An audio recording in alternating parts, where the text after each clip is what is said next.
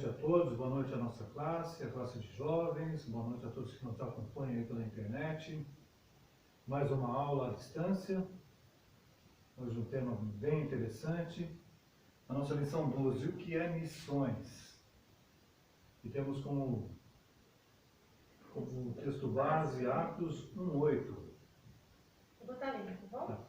Mas recebereis poder ao descer sobre vós o Espírito Santo, e sereis minhas testemunhas tanto em Jerusalém como em toda a Judéia e Samaria até os confins da terra. Isso aí, vamos orar? Ó Deus, nós te louvamos pela oportunidade que o Senhor nos dá de novamente estarmos aprendendo um pouco mais sobre a Tua Palavra, Pai. Ajuda-nos a compreendê-la de forma a realmente aplicarmos no nosso dia a dia. Um tema muito interessante, muito urgente para as nossas vidas, Pai, as nossas vidas, missões. Por isso pedimos a Deus que o Senhor esteja falando conosco através da Tua Palavra.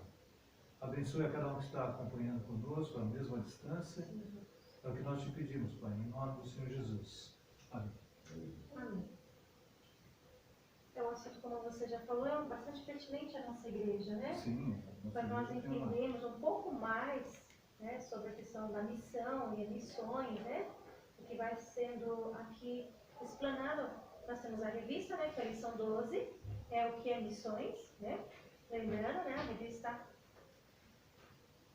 Vincular a Cultura Cristã, a nossa fé, lembra? Né? Nós já estamos já na penúltima, né, da nossa revista. Isso. A introdução fala, né, da questão da palavra derivada, né, do latim, e nós tínhamos até conversando sobre a questão do apóstolo, não é isso? Latim início significa enviar e expressar o conceito bíblico de envio, que é abundante nas escrituras. E naquilo que a gente estava compartilhando, você falou também da palavra do apóstolo, né? Que é enviado àquele local, enviado ao povo para falar, né, da palavra do Senhor. O termo, a tradução de apóstolo é exatamente enviado. Então, tem uma questão mais particular, que são os discípulos de Jesus, que são os enviados. Até a própria introdução já diz aqui, né, que Deus enviou o seu Filho para a salvação de todo aquele que crê, né? Nós temos em João 3,16. Em Mateus 28, 18 a 20, Jesus enviou os discípulos para proclamarem o Evangelho, fazendo discípulos em todas as nações. Assim como a igreja de Antioquia enviou Paulo e Barnabé para os gentios, para que eles fossem alcançados pela mensagem da salvação. Está lá em Atos 13, de 1 a 3. Então, essa é a palavra missão, né? Ela tem a ver com exatamente esse envio, né? Onde a igreja não pode ir, ela envia, né, pessoas, envia missionários, né? O termo correto seria missionários, né? Em uma questão mais específica, a palavra missões tem sido frequentemente usada para indicar a missão geral da proclamação do Evangelho do Reino de Deus, né? Então nós podemos entender que missão se refere à identidade da igreja. Isso que diz respeito à formação da própria identidade da igreja, ou seja, as missões. Nós podemos dar exemplo da Sueli, né, Joel? Na questão da portelinha, o trabalho ali, né? Nós temos um trabalho local com a nossa igreja local, e a Sueli é realmente alguém que é um bom exemplo para a gente entender o que é missões, né? Ou seja, alguém que está fora da igreja levando a mensagem do Evangelho. A mensagem do Evangelho a outros, né? Quer seja na portelinha, quer seja em todas as escolas que a Sueli tem ido para levar, para falar a respeito do Evangelho, né? Usando de meios que Deus vai dando, né, através do seu povo, a criatividade, os talentos das pessoas, em relação também à contação de história, né, a questão do teatro de fantoches, isso enriquecendo, né, e trazendo a mensagem, até na linguagem daquelas pessoas que estão ali recebendo, seja a criança, né, tá como lá na porteria muitas crianças, lá no trabalho, e ao adulto ali, os né, pais também, os né? pais, aquelas famílias ali, né, Deus tem trabalhado e alcançado, né, através dos seus servos. Ainda na revista, né, diz aqui que há uma profunda correlação entre quem somos em Cristo, né, ou seja, a nossa identidade, e o que somos chamados a fazer, ou seja, a nossa missão. Um pouquinho mais para frente aqui, né, a gente vai ver que, em relação a essa introdução, assim, que a nossa identidade, a nossa missão, Romanos 1:1 deixa bem claro isso, né? A forma como Paulo se apresenta, né? Ou seja, servo de Jesus Cristo, ou seja, a identidade de Paulo, ele se identifica como sendo servo de Jesus Cristo, chamado para ser apóstolo. Ele dá, né, ele fala a respeito do seu ministério.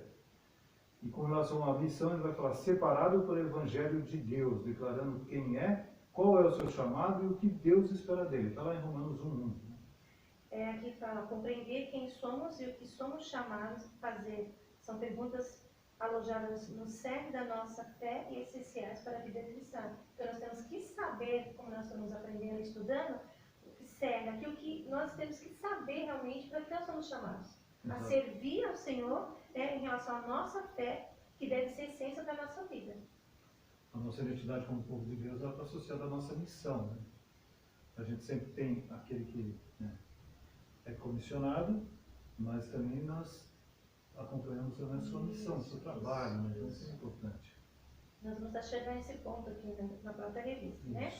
No ponto 1, deixa eu já mudar aqui o slide, a missão na perspectiva da questão da época da reforma, né? Século XVI, né? As ênfases importantes ali, né? Na confissão de fé da Westminster, né? Entendeu? Eu falei enrolado? Westminster. Westminster. Só você falar Westminster. Westminster.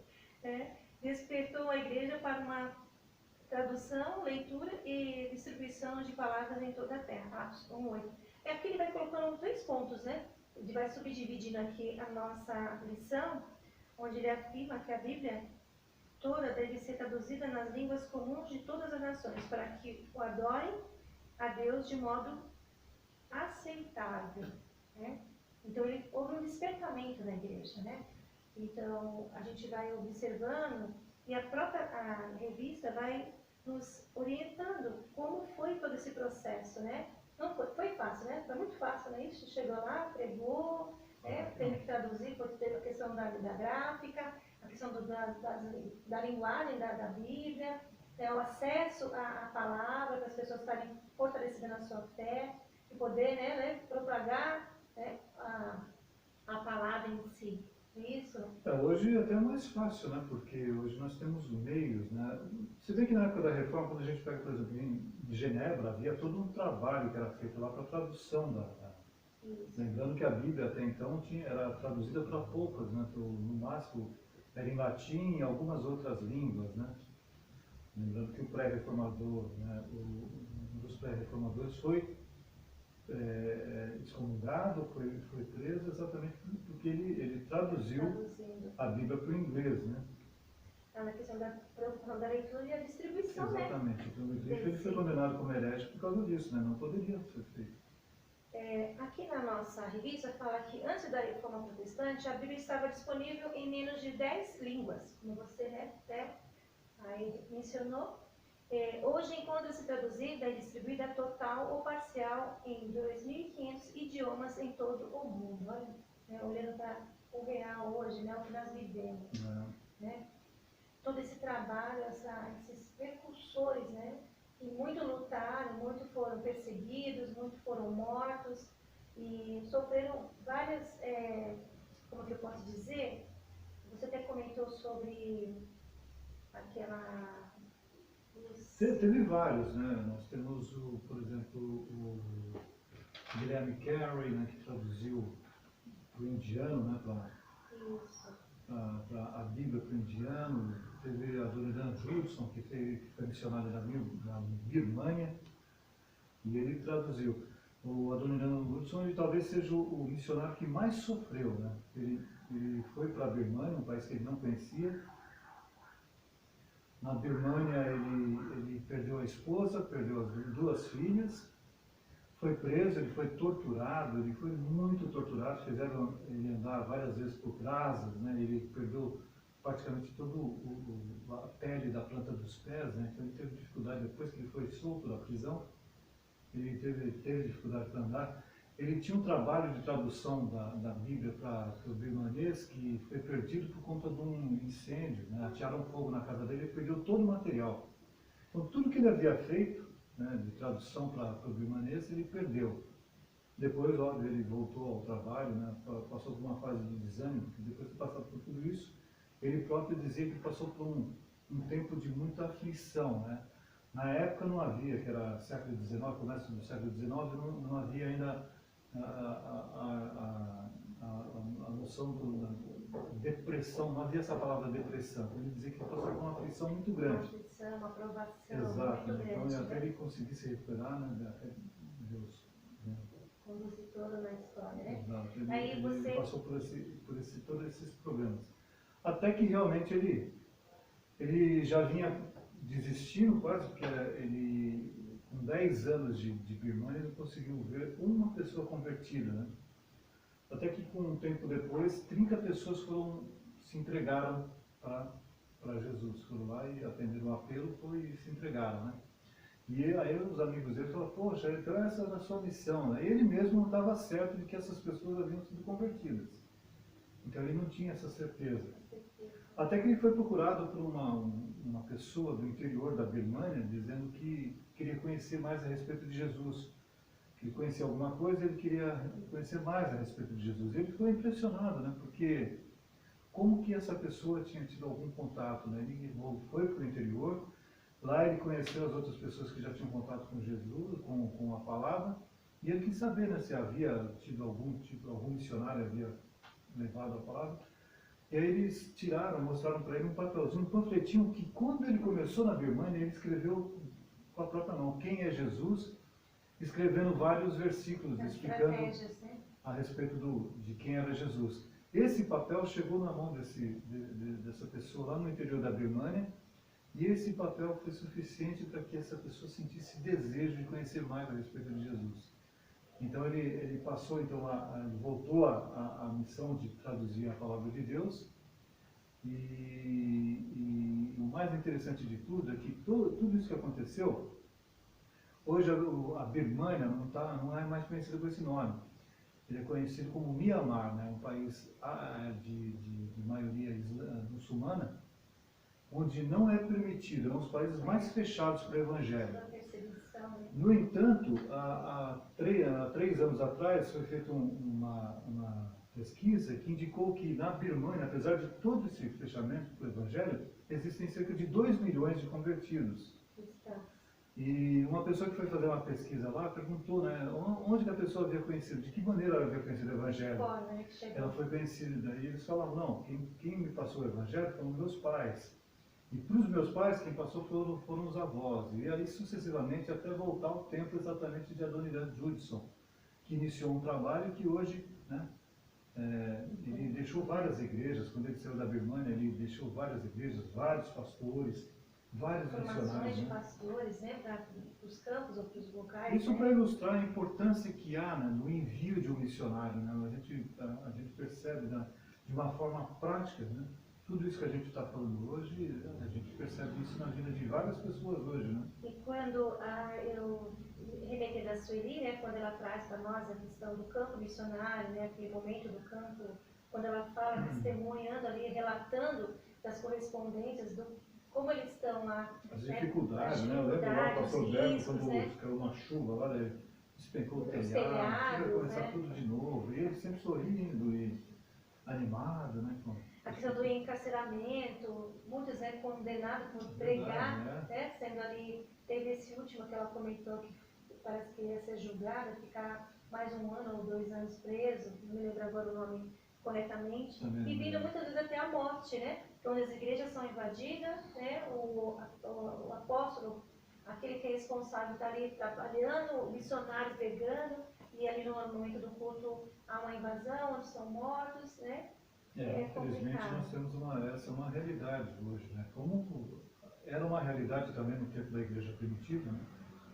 Onde, por uma série de razões, eles eram muito perseguidos, a princípio pelos próprios judeus, pelo povo deles mesmo, e depois pelo próprio Império Romano, né? Então a gente já comentou algumas oportunidades a respeito dessa perseguição. Outro ponto aqui em relação à perspectiva reformada, as ênfases, ela promoveu a pregação intencional do Evangelho e plantio de igrejas. Traz uma curiosidade curiosidade bem grande aqui, eu achei bem interessante, que ele faz até um paliativo, equiparando, né, algumas realidades, até nossa hoje, né, a questão de número de evangélicos no Brasil. Aqui ele comenta aqui num dos parágrafos que em 1561 foram enviados 142 missionários de Genebra para a França, aquela culminância, né, da questão do envio dos missionários. Era o país de Calvino, né? Calvino Isso. foi... Se comparássemos de forma proporcional a Genebra do século XVI, aí traz aqui, com 20 mil habitantes, e o Brasil de hoje, com mais de 20 milhões, né, de evangélicos, precisaríamos enviar 142 mil missionários em um ano para nos equipararmos ao movimento missionário daquela época. Você vê a discrepância, né? A questão do intitular-se cristão. Isso? Exato. Intitular-se cristão. E ele vai falando da questão da curiosidade dessa reflexão dos reformadores daquela época, a questão se houvesse realmente um avivamento no Brasil, pelo esse número de cristãos que nós temos e feito, né, todo um levantamento, tem um censo, e as pessoas se intitulam, né, eu sou cristão, eu sou crente, assim. E nós vamos ver um pouquinho sobre a questão dessa área também, né, do legalismo, é isso que a gente vai estar estudando no próximo ponto. Uma outra ênfase aqui, que na época da Reforma, que ensinou que a pregação do Evangelho deve ser realizada por toda a igreja, em todo o mundo e em todas as gerações. Então é só para mim? Não. Nós temos que estar inculcando, a gente percebe até na questão das crianças. Aí o que eu lembrei? Das crianças orarem pelos filhos dos missionários. O momento deles estarem orando, né, mandando, arrecadando, né, a oferta do cofrinho para as crianças, para o Lamine lá na Guiné-Bissau, aquilo que eles acabam abraçando, né? Então você vê que desde a criança, essa nossa geração que está crescendo, né, os nossos adolescentes, jovens, ter essa visão realmente, aquela cosmovisão do que seria ser um cristão num mundo onde as pessoas ainda muitos devem ser alcançados pelo Evangelho. É isso?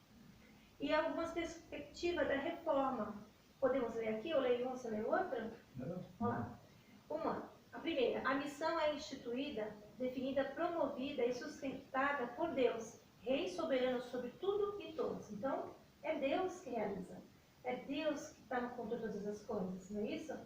Se Adoniran Judson não tivesse certeza disso, certamente ele teria fugido numa primeira né? oportunidade. Muitos aí, né? Missionários também, né? Mas é por ter tudo isso que aconteceu, que eu falei lá, cerca de 2 milhões de pessoas hoje são convertidas na Birmania, um país super fechado, então a gente entende quais são os propósitos de Deus. Né? Dali então, foram, né? Muitos foram. E aí a gente tem absoluta certeza que é Deus quem faz. Para outros lugares, outras partes, né? Como um pouco que ele achou que não, ali se converteu, depois se levantou a igreja, depois queriam saber quem foi o precursor de tudo aquilo. Né? A questão da história mesmo, né? A questão do oral do Senhor naquele momento, vendo as dificuldades. A fala de Abraham Kuyper, né, que diz que não há 1 centímetro quadrado em toda a existência humana que Jesus não declare é meu, né? Ou seja, então, em todos os lugares, em todas as nações, né, Jesus tem que ser pregado, Jesus, o amor, né, como Calvino diz lá, que é nossa obrigação proclamar a bondade de Deus para todas as nações. A obra não pode ser escondida em um canto, mas proclamada em todos os lugares. E aqui também tem uma passagem do livro da A Escravidão e a Liberação da Vontade. Você viu essa parte aqui, ó? John Calvino. Né? Isso. Embora Deus seja capaz de realizar a obra secreta de seu Santo Espírito, sem qualquer meios ou assistência, ele também ordenou a pregação externa, a questão pública, né? E ele vai falando, para ser usada como um meio, mas para torná-la um meio efetivo e frutífero. Ele escreve com seu próprio dedo, Deus, né, em nossos corações aquelas palavras que ele fala em nossos ouvidos, pela boca de um ser humano. Então, olha, o instrumento, né, o seu Criador, ali utilizando o seu...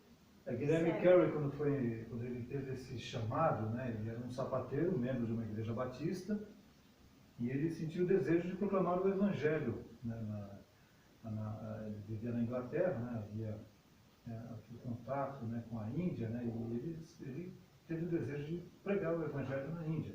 Quando ele chegou diante da liderança da igreja dele, ele propôs então ele pregar o Evangelho na Índia. A resposta que ele teve é: se Deus quiser converter alguma alma na Índia, certamente ele fará e não vai depender de você, Guilherme Carey.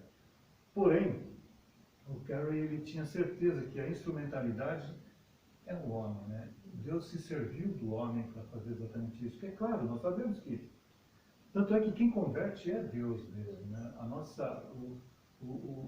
nossa obrigação é falar do Evangelho, proclamar o Evangelho. A conversão vem de Deus, né? Aqui em 1 Pedro 2,9, Pedro relacionou a identidade à missão, que nós já comentamos, e afirmou: somos raça eleita, sacerdócio real, nação santa, povo de propriedade exclusiva de Deus, com um propósito a fim de proclamar as virtudes daquele que vos chamou, das trevas para a sua maravilhosa luz. Né? Levar a luz. E Pedro está falando para toda a igreja, né? Não está falando para para um grupo específico, né? Está Isso. falando para então, todos os salvos têm essa, em certa medida, um chamado. Né? O ID é para todos, né? Isso. E, portanto, Fazer discípulos em meu nome, né? a grande comissão está comissionando todos ali, né? Aqui o ponto 3, na perspectiva da reforma, o Espírito Santo é o impulsionador da obra missionária, pois é ele quem move a igreja para a missão. E também convence, transforma e santifica o pecador a partir do sacrifício de Cristo. Então a gente até comentou um pouquinho, né? Podemos ler o 4? O alcance da obra missionária não tem fronteiras, deve se estender por toda parte, entre todos os povos, línguas, tribos e nações. Não cabe a nós distinguir, né? Esse pode, esse não. Você, na Índia, só se Deus quiser, eu não vou enviar um missionário para lá, não. 5. A prioridade missionária da igreja é proclamar a Cristo. E a prioridade das prioridades é fazê-lo onde ele ainda permanece desconhecido. Onde ele permanece, porque a gente vai observar até no ponto 3 que muitos locais não foram alcançados e devem ser alcançados, né? Exatamente. E a gente precisa priorizar esses locais, né? Porque a gente vive num país cristão e a gente vai falar a respeito disso, mas quantos, aqui no Brasil mesmo, em particular, né? A gente vai falar um pouco a respeito disso, mas é uma realidade até aqui no Brasil. O Evangelho é oferecido por Deus para que os homens sejam redimidos e ele seja adorado. Então, né? Questão da função, né? Exatamente. Primeira pergunta, né? Qual é a função do homem? Principal do homem, né? Adorar e usado para produzir.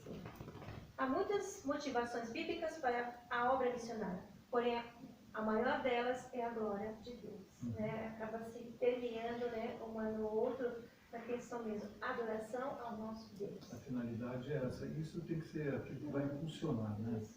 Não é por vanglória, não é por qualquer questão particular do missionário, mas ele tem que... Ou por estrelismo, Não. É algo que tem que haver uma confirmação da própria Deus e a pessoa, né? Porque a própria igreja também vai observando nos membros, até aquele jovem, aquele rapaz ou aquela moça, que você percebe isso. E aí quando Deus realmente confirma no coração, quando a igreja, eu acredito que vai se reunir para poder realmente ver aquele que vai ser o missionário, que vai mandar para a faculdade, também tem essas questões, né? Ele vai se tornar um pastor, um apóstolo, né? Trabalhar com vidas, não é isso? Porque tem que ter, né, as confirmações diante daquilo que até a própria igreja observa no dia a dia dessas pessoas, né? Então vamos partir para o ponto 2, né? A missão e a igreja. Devemos compreender que o desejo de Deus não é formar um povo contemplativo, que se enclausura para esperar o fim dos dias, mas um povo aguerrido e missionário que proclama o seu nome por toda a terra, em todas as gerações, até sua volta. Exatamente, é o que Pedro fala, né? A grande comissão, o próprio Jesus fala, no Não o povo que vai se assentar na igreja e vai esperar Jesus voltar. Não. Isso. Nós temos a nossa missão. Né? Isso. A questão que a gente percebe, né, muitos cai naquela rotina também, né? Ali aquela questão social da igreja, a questão dos irmãos ali, né? Mas tem em mente a verdadeira missão. Por que que estou ali? Por que que eu estou aprendido? Por que ali é compartilhado? Fortalecimento do teu povo, fortalecimento da tua igreja, a oração, para que somente essa igreja tenha uma missão. Tem que haver fruto, né? Você frutifique mesmo, que ela entenda, né, a questão da sua missão e o que é missões mesmo. Né? O que eu posso fazer? Né? A gente vai percebendo. Né? Eu tenho que orar, não é isso? Eu tenho que fazer o que mais? Eu tenho que enviar, eu tenho que investir nesses missionários. Como nós temos na nossa igreja, pessoas que foram chamadas, que a gente até situação ali, e outros missionários que nós temos espalhados aí no mundo mesmo. Né? A igreja tem se criado, tem abraçado esses irmãos. Né? O famoso segurar a corda, né? Isso mesmo. Esse influente antropólogo e missionário da nossa geração, você já conheceu, você já leu algum livro dele? Ele é contemporâneo, né? Ele faleceu há pouco tempo, mas ele é contemporâneo, né? Esses 3 pontos, essa citação dele é bem recente. Aqui, né? Ele fala assim: os maiores perigos da Igreja de Cristo em nossa geração. Uma igreja transformada apenas em suas convicções, não em seu comportamento, torna-se o quê? Nominal. Não é isso? Isso. Eu sou cristão, não é isso? Eu congrego naquela denominação, não é isso? Tem as convicções, mas vivem dentro daquela redoma, quando ele fala lá do... Ele até se identifica como cristão, né? Mas ele não tem, ele não sabe nem qual é a missão dele, né? Muitas vezes, né? Então ele... Isso. E aí ele acaba tendo essa questão da identidade que nós citamos no começo, não é isso? A identidade. Uma igreja transformada em seu comportamento, mas não em suas convicções, torna-se a questão do legalismo. Né? Foi uma das coisas que ele falou que é um dos perigos que a igreja pode ocorrer numa igreja. Né? A questão do legalismo. Ela muitas vezes tem a questão das suas transformações, mas o comportamento não condiz a questão das convicções dela tem, se tornando a questão do legalismo. A gente até comentou sobre isso, dele a questão do conhecer, né? A questão dos fariseus que nós comentamos. Isso, eles viviam muito pela aparência. Da aparência, eles mostrar serem bem piedosos, mas na realidade o coração deles não era convertido, né? Isso. Então a ideia que o Hilbert fala é exatamente dessa transformação ser em 3 dimensões, na convicção, no comportamento e também na cosmovisão, porque daí tem o resultado disso exatamente a porque ele vai falando que tem a convicção, tem o comportamento, mas não tem a cosmovisão. Exato. Você falou. A visão do, eu caí de paraquedas, não. Para que eu fui chamado? Não é isso? Para que eu fui chamado? Né? A minha visão em relação a missões. Qual é a minha visão? O que eu aprendi? O que eu vou trabalhar? Aquilo que eu vou fazer? Aquilo que eu vou investir? Não é isso? O terceiro ponto, desafio missionário hoje. Isso é importante, né? Porque a gente percebe que isso é um desafio, né? Para nós, né? Como aquela música, né? Começar em mim, né? Aqui na revista tem umas sugestões para trabalhar com um grupo, né? A sala de aula. E nós não estamos tendo essa oportunidade agora. A gente vai falar um pouquinho na live, né? De amanhã. E como eles se veem, né? Como que eles entendem o chamado para a vida, né? Esse jovem, né? Como ele está relacionado à obra. Aí eu fiquei pensando, né? Até a questão do coral. O coral, ele tem uma visão missionária. Porque quando as pessoas vão para o hospital, vão para os, né? Na questão das casas das pessoas de idade, né? Como fala? Hoje tem outro nome, esqueci agora. Casa de repouso, né? Nas escolas. São estratégias do próprio Deus, através do louvor, da adoração, a ministração da sua palavra. Né? Eu lembro da Raquel, às vezes que ela teve lá na escola, que ela começou com uma pequena meditação, né, na palavra, aí a gente apresentou os cânticos e tudo para a glória do nosso Deus. Por mais que as pessoas falassem que era bonito, que era lindo, né, as vozes ali, mas tudo para a glória do nosso Deus, não para a nossa própria glória. E tantos outros trabalhos que a gente ficou até pontuando da igreja mesmo, né? Eu lembro quando eu estava numa outra denominação, na mesma denominação, mas em outro local, a questão da visão missionária. Eu lembro que pastores, né, que estiveram conosco falaram: se a igreja não tiver uma visão missionária, é uma igreja que não cresce. Isso ficou muito marcado no meu coração, né? E assim, a gente percebe mesmo que fica aquela coisa enclausurada, como eu falava ali, né?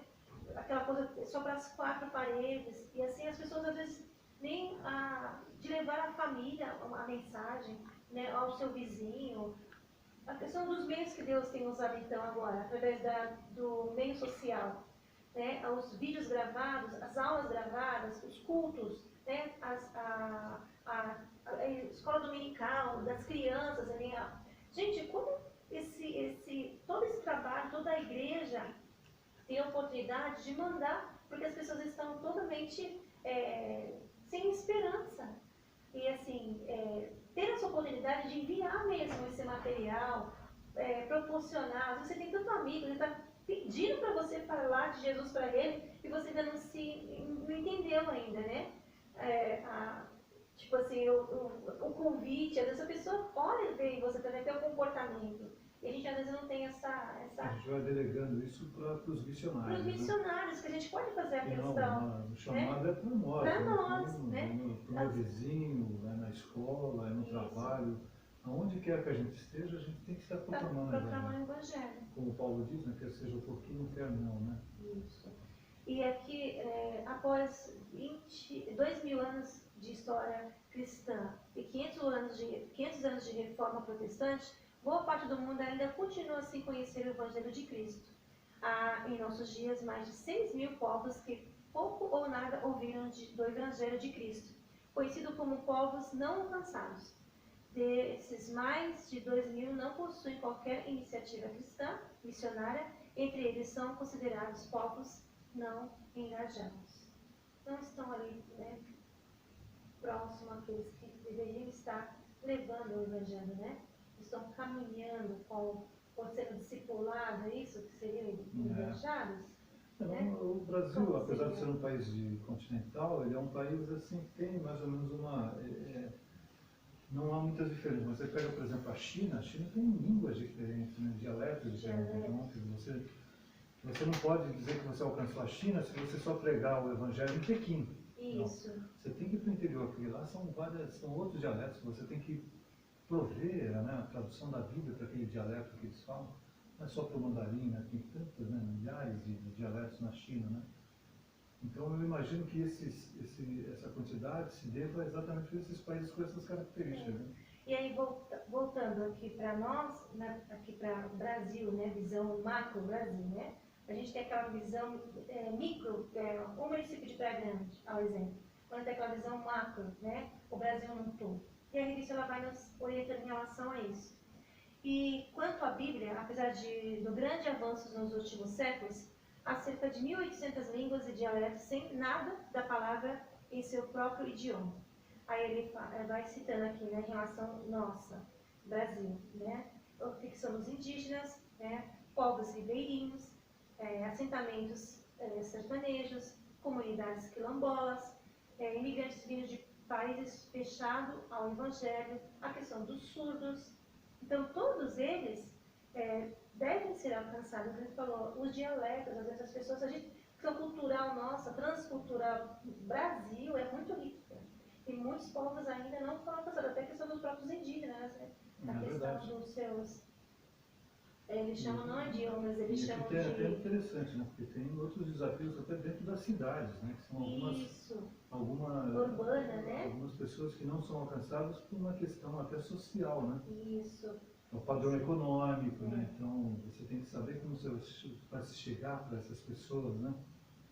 Ele vai falando que nas cidades de meio e grande porte, até 3 vezes menos evangélicos nos extremos socioeconômicos. ou mais ricos dos ricos, em seus condomínios de luxo, e os mais pobres dos pobres à margem das ruas e embaixo dos viadutos. É verdade. É isso? A gente conhece a iniciativa que prega o evangelho para essas pessoas de rua, né? Mas e aqueles ricos dentro de condomínios fechados, né? Apesar que a gente sabe que tem trabalhos, né? Eu sei que alguém comentou que lá em Barueri, lá em Alphaville, lá tem trabalhos especiais especificamente para alcançar essas pessoas, né? Uma linguagem diferente, né? E tem que ser mesmo, né? Porque para essas pessoas você tem que falar a língua deles. Querendo ou não, parece que é um dialeto diferente. Então você tem que, né, pregar de forma que essas pessoas entendam, né? A questão dos motoristas, né? Dos caminhoneiros, tem, né? Exatamente, tem um trabalho feito, né, com esses caminhoneiros. Eu lembro desses. Tem um trabalho feito com policiais. Com policiais, né? Temos lá o Jean, lá, né? Outro pastor foi convidado há pouco tempo agora, né? O Cláudio esteve, né? Isso, ele até comentou isso para nós. Aqui ele vai informando que no interior da zona rural há ainda um número expressivo de pequenas cidades e vilas sem a presença de uma igreja verdadeiramente bíblica. Então a gente vê muitas denominações, muitas igrejas, né? Seitas, e a questão da verdadeira palavra, né? A questão da genuidade mesmo ali, confessar o Senhor Jesus como Senhor, conhecer a palavra verdadeira bíblica. É isso? Então muitas pessoas se perdem no meio do caminho, também até a questão dos próprios comportamentos, né? A gente não precisa falar em igrejas, né? Mas a gente entende, as pessoas, existe um trabalho de evangelismo muito grande por parte de igrejas que têm pregado verdadeiras heresias, né? Tem denominações aí pseudo-cristãs, né, que eles têm um trabalho até invejável, vamos colocar assim, né, porque eles estão em lugares em que realmente uma igreja cristã bíblica não está. Assim, e também eu fico pensando nas estratégias de Deus, né? A gente vai ter agora domingo, né? O presbítero Azor, pela APMT, vai trazer para nós as missioritas, né? Não consigo falar, é missioritas. Que a gente vai poder ali, não é troca, são né? As mexicas missionárias. Você poder, né, consciente de fazer uma oferta missionária, não é isso? Né? Sair lá da sua igreja lá local, né, ter essa estratégia lá das mexicas, trazer toda a disposição. Uma pessoa que não tem 18 anos, né, João? Uma pessoa já, um senhor de idade preocupado. E a história dele, eu fui vendo lá um vídeo que tem dele, quando ele foi o chamado dele, o trabalho dele na regional, depois na federação, na sinodal, na Confederação Nacional, viajar, né, pela PMT mesmo fora, quantos anos que ele foi responsável. Muito rico mesmo o trabalho desse senhor, né, o presbítero Azor. Muito usado por Deus, né? Isso.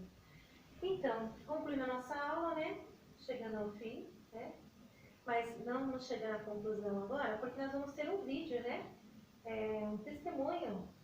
A gente falou tanto da nossa missionária, nada mais justo do que a gente colocar aí a... Isso.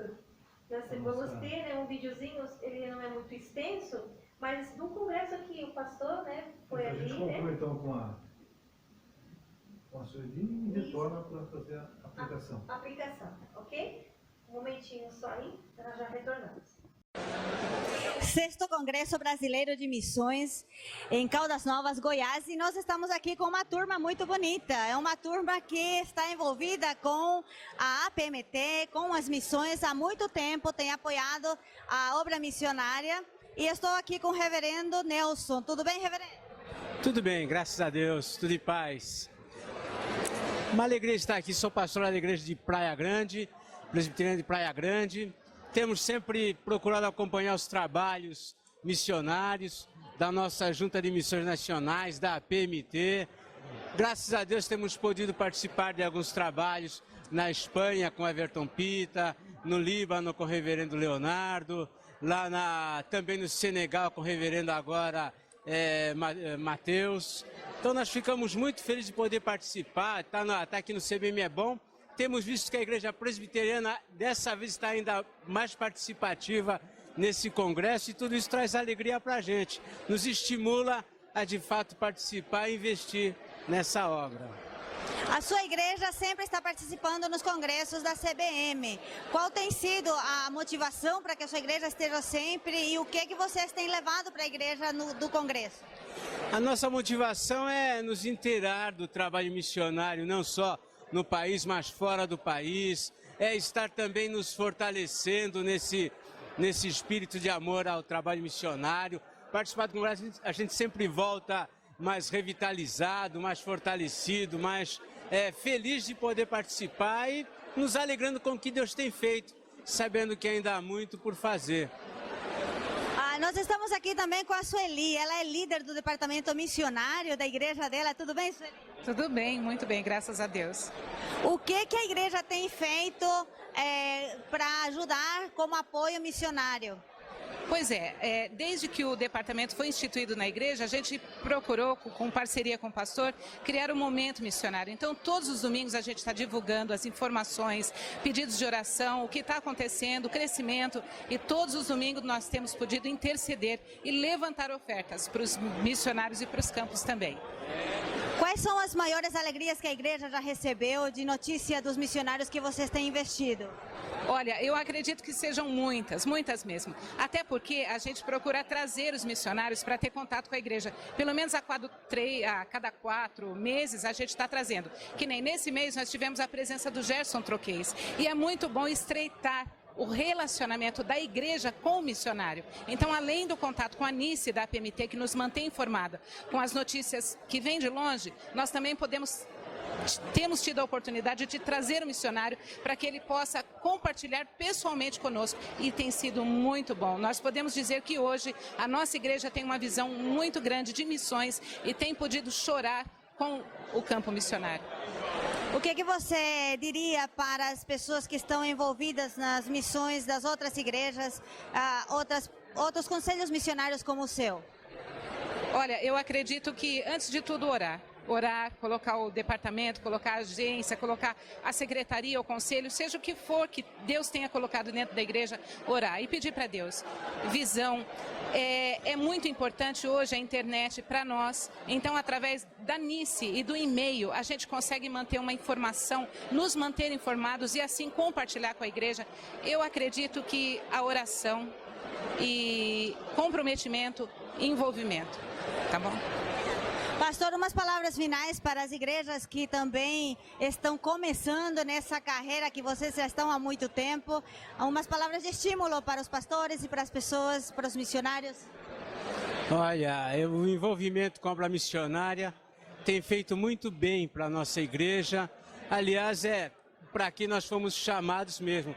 Mas, infelizmente, às vezes demoramos para entender como é importante a gente estar se voltando também para o trabalho fora do nosso meio. Muitas vezes nós passamos muito tempo investindo em nós e não desfrutamos da alegria de vermos que a nossa igreja pode ser a menorzinha, mas que pode chegar até os confins da terra à medida que nós oramos, contribuímos, e Deus permita um dia nós possamos enviar também da nossa igreja missionários no exterior. Que Deus abençoe as igrejas e a obra dele mesmo no nosso meio. Muito obrigada, muito obrigada. E assim a APMT, junto com as igrejas e os missionários, estamos de olho no mundo. Que bênção, né? A nossa igreja ali, né? O pastor, nosso reverendo Nelson ali, junto com a irmã Sueli, entrevistado naquele congresso. Parece que não, já fazem 9 anos. 9 anos. Que bênção. Louvores a Deus, né? E concluindo a nossa lição, a lição 12, eu fico feliz para a nossa igreja ser uma igreja missionária, né, Jean? A gente vê ali o povo de Deus. Temos muito o que fazer ainda. Temos muito o que fazer, né? A missão não pode parar. É nosso dever enquanto igreja propagar o Evangelho a todos os povos e nações. Devemos orar, enviar o missionário e investir na proclamação da palavra. Aplicação: fomos chamados para viver o propósito de Cristo para a sua igreja, propagando o Evangelho e fazendo com que ele chegue a todos os povos. Todos nós somos chamados, né? Toda a igreja, né? Toda a igreja. Toda a igreja é chamada a orar, proclamar, investir, enviar, se envolver. Se envolver. Louvamos a Deus. Nosso desejo é que realmente, né, nós falamos a respeito das missões, falamos um pouco da história, mas o nosso desejo é que realmente haja esse A envolvimento questão com missões. né? Dobrar as mangas, né? Né? Trabalhar mesmo para a obra do nosso Deus. Seja do pequeno, né? A criança, ao adulto, a maioridade, a melhor idade, todos nós somos chamados. É verdade. Né? E nós agradecemos à igreja, a todos os irmãos, aos jovens, louvando a Deus sempre, né? Pelos seus propósitos, né? Sua vontade soberana sobre nossas vidas. E para encerrarmos, nós vamos ter uma oração da nossa convidada também, né? Isso. Quem seria a nossa convidada, né? Quem adivinhava ganhou um pirulito. Não, a gente não está na sala, né? Já deu spoiler. Já deu isso. Então, nós vamos ter a oração da nossa irmã Sueli e louvamos a Deus pela vida de vocês. E até a próxima aula. Se Deus assim permitir. Amém. Boa noite, irmãos. Graça e paz do Senhor Jesus. Amém. É um privilégio estar aqui nesse momento, poder interceder por missões. Oremos. Senhor, nosso Deus, nosso Pai, muito obrigada, Deus. Muito obrigada pela oportunidade que temos, Senhor, de te servir aqui nessa terra. Muito obrigada, Senhor, pela escolha que o Senhor tem feito desse povo, Senhor, para te servir, Senhor, e para divulgar o teu evangelho, Senhor, através das nossas ofertas, das nossas atitudes, das nossas orações. O Senhor tem sido tão bondoso com a gente, Pai. Tem nos abençoado, Senhor. Nós temos retornado para missões muito menos do que o Senhor tem nos dado, Pai. E por isso, tem misericórdia de nós. Incomoda os nossos corações, Senhor, para que a cada dia a gente consiga dar um passo além, fazer alguma coisa a mais, Senhor, pela divulgação do Teu reino. Muito obrigada, Deus, pela nossa igreja. Muito obrigada pelos missionários, Senhor, que o Senhor tem colocado à nossa frente para que possamos interceder, para que possamos ajudar no seu sustento. Obrigada, Deus. Obrigada por todas as oportunidades, Senhor, de te servir. Muito obrigada. Em nome de Jesus. Amém.